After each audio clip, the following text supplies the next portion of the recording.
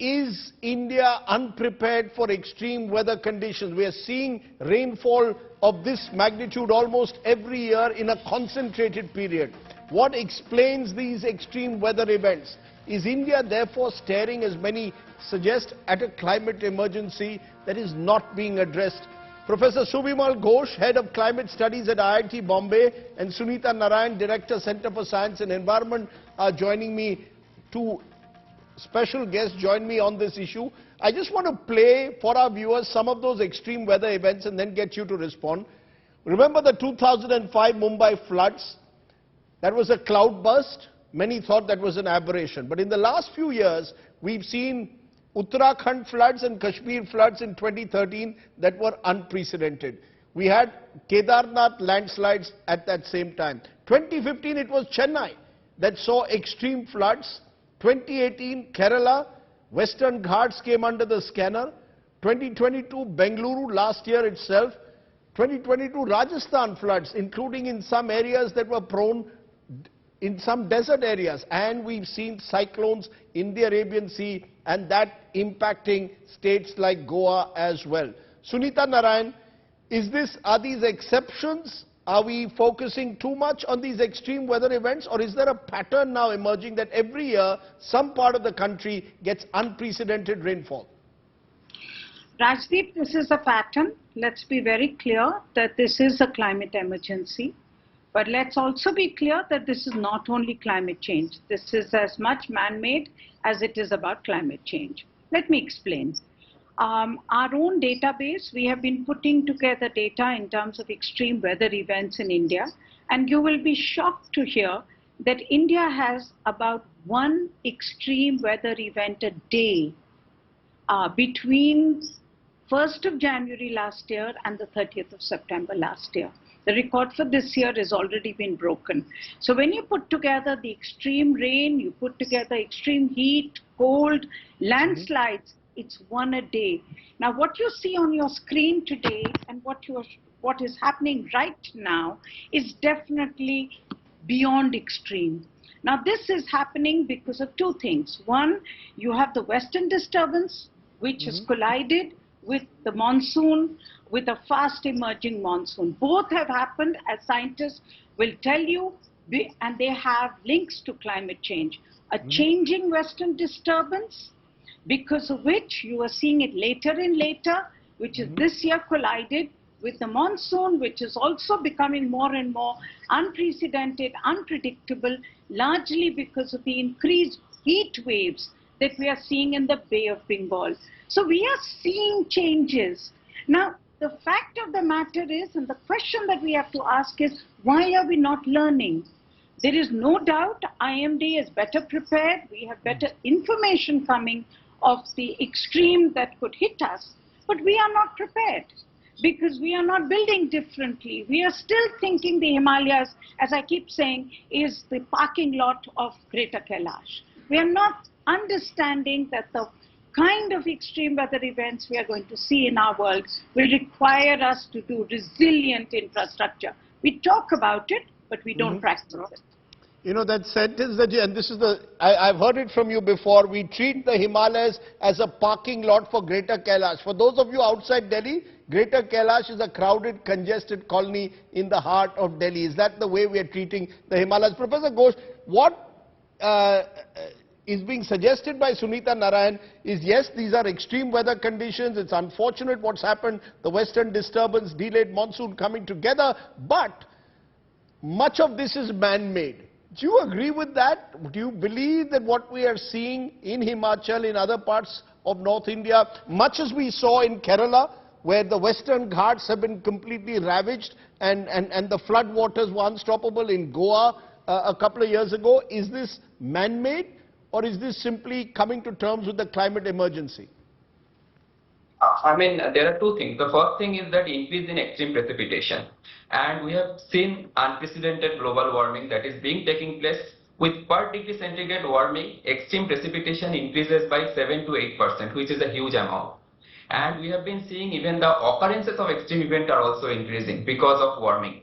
So that's the first thing. And this global warming is because of anthropogenic activities. The second thing is that the way we are changing our land use, the way we are cutting the trees, or we are increasing the built-up region, or we are actually building the buildings on the slopes, that results into another set of problems that results into increase in flooding. One of the things I'd like to highlight here is that in 2020 we did some analysis for the northwest Himalayan region, and we have found that we have a very limited data set of stream flow, and we have found from 1980 to 2003, in just 23 years, the occurrences of extreme flooding has doubled. So this shows that how much extreme event has increased over this region of northwestern region, and that is not just because of increase in extreme precipitation, but this is the region where the slope of the Himalaya is such that it results into immediate flooding. So whenever there is an increase in extreme precipitation, it results into significant increase in flooding.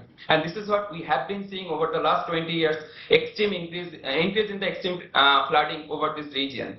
That's one of the...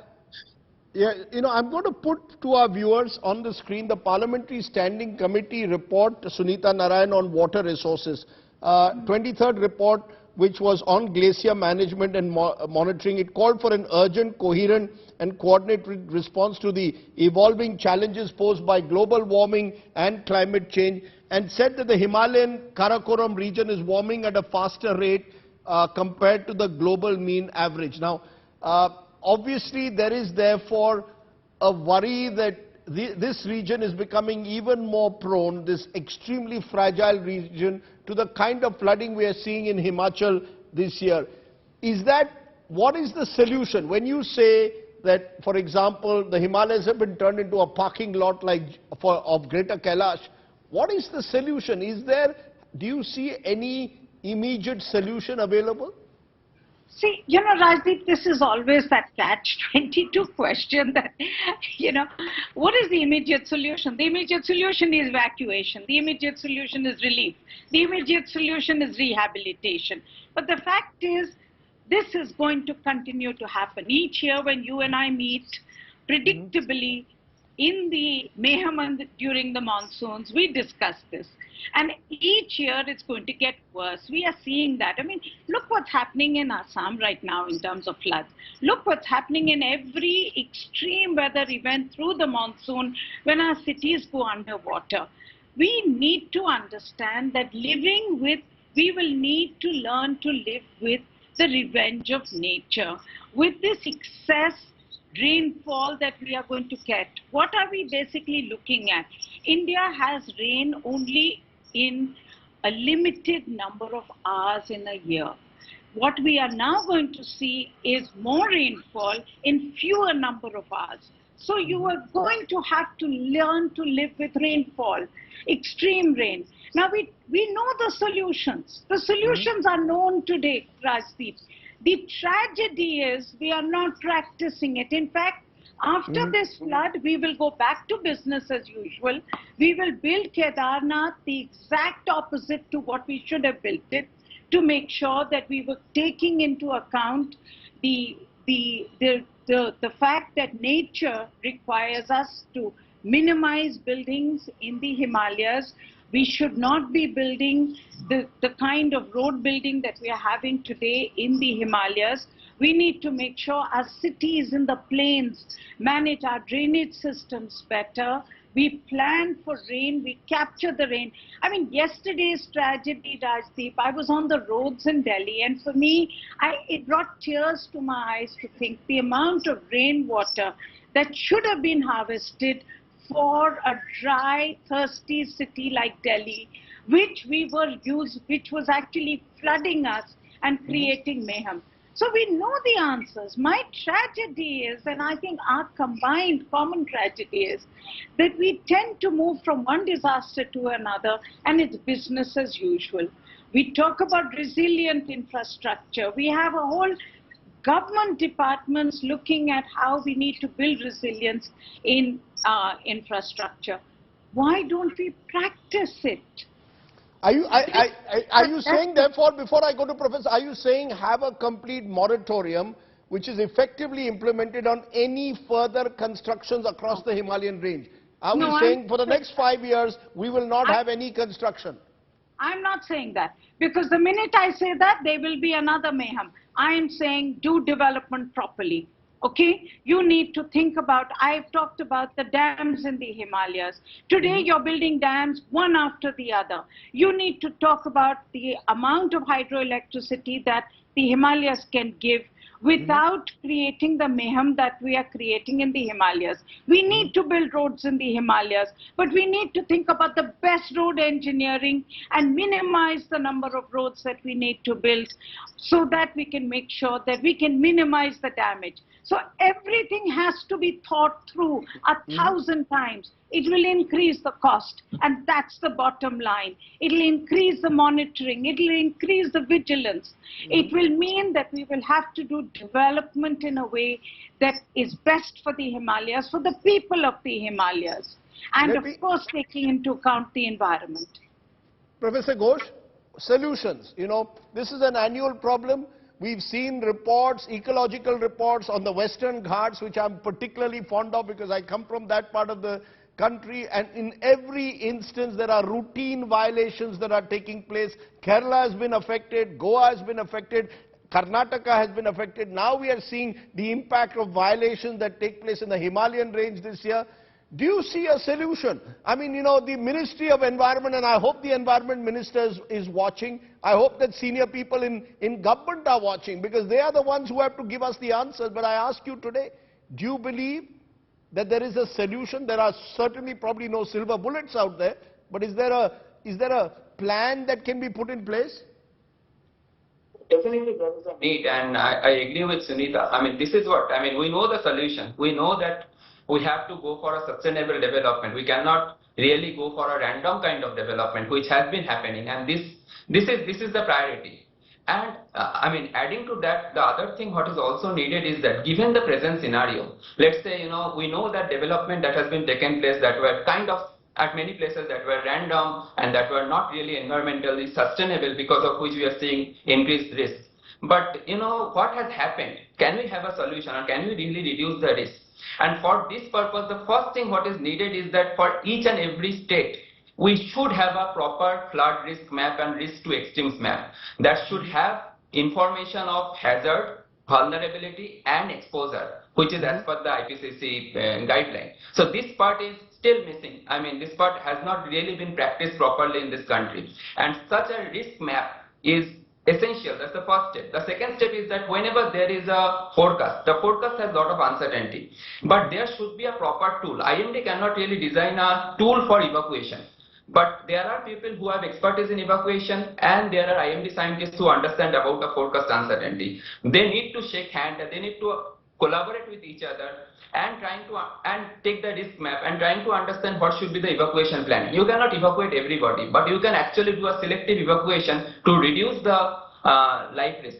These are some of the things which are really needed. How to make decision under uncertainty, because forecasts have uncertainty, projections have uncertainty, and we have to live in an uncertain world. But how to really make the decisions? That's what is very important, and that part is totally missing. So first thing is that generating risk map. Second thing is that given a forecast and uncertainty, how to make decisions. And third thing is that generating decision tools. So whenever there is a forecast, immediately our decision tools, I mean following the decision tools, some decisions can be made so that we can reduce the risk. These are some of the things which are needed. You're giving us specific things that can be done even now right away, including specific plans that can be put in place that do not require a sort of long-term vision but immediate action. But Sunita Narayan, in conclusion, you know, as you said, we'll be probably back next year, same time again, with some other part of the country which suddenly finds itself under a similar climate emergency.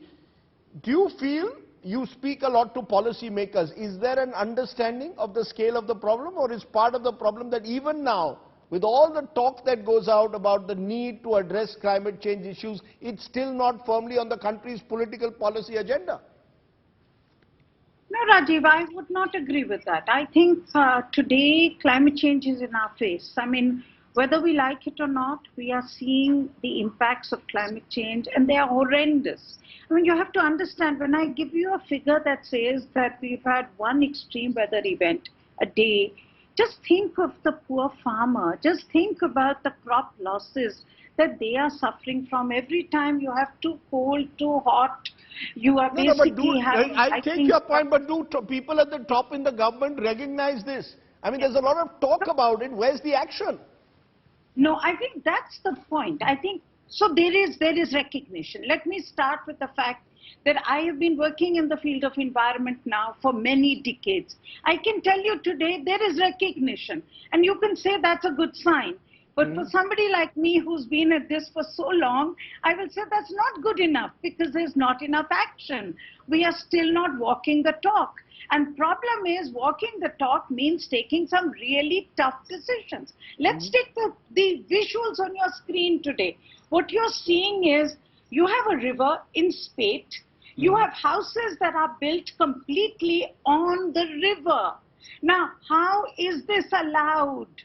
Why is this allowed? This is the first thing that is part of any manual that says that you need to make sure that you do not have houses built in the flood-prone areas. But these happen because we don't have municipalities which will take control of things. We don't have governments which are willing to say, no, I'm sorry, this is a no-go area, and today with climate change it's going to get worse. So for me, I think the most important thing and the most important message I want to give is that we've had a whole age of maldevelopment, particularly when it comes to the Himalayas. But now in the age of climate change, we have no choice but to make sure that we can change and move towards sustainable development. We have no choice, Rajneesh.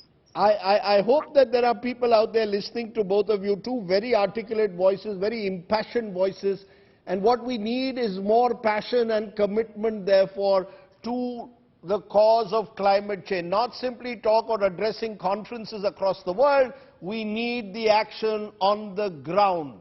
The time has come to put a plan in place. Thank you all very much, though, for joining me and shaking us up a bit about the scale of the problem. A climate emergency every day, says Sunita Narayan, over the last 6 months.